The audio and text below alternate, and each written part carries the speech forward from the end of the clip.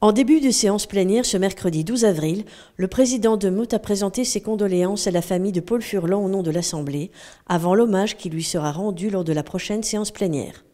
Bonjour à toutes et à tous et bienvenue dans ce nouvel épisode du JT du Parlement de la Fédération Wallonie-Bruxelles.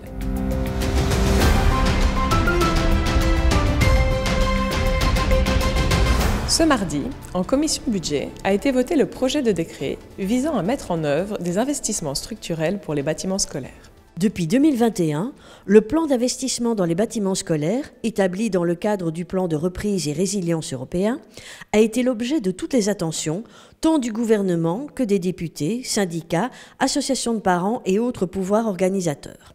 En effet, un plan d'action avait été présenté aux députés en mai 2022 par Chantal Dassonville, coordinatrice générale de ce vaste chantier. Il contenait des recommandations pour faire entrer l'école dans le XXIe siècle et répondre aux défis majeurs, tant climatiques que sociétaux, qui se présentent.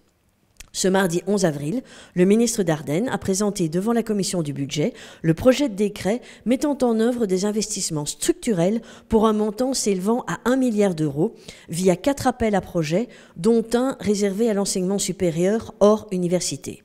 Les chantiers seront sélectionnés sur base des dossiers présentés par les écoles. L'accent a été mis sur la durabilité et les économies d'énergie des projets de rénovation. Tous les groupes, majorité et opposition, se sont accordés sur les changements effectués au bénéfice des enfants et des écoles. Ce jeudi 6 avril, le Parlement de la Fédération Wallonie-Bruxelles a accueilli le deuxième épisode de Débagora. Sujet. Ce jeudi 6 avril, de nombreux jeunes issus du 3e degré de l'enseignement secondaire ont été invités au Parlement pour un nouvel épisode du projet Débagora, quand les jeunes se mêlent de politique, proposé par un collectif rassemblant 2 centres de recherche, de l'UC Louvain et de l'ULB, et 4 organisations d'éducation à la citoyenneté.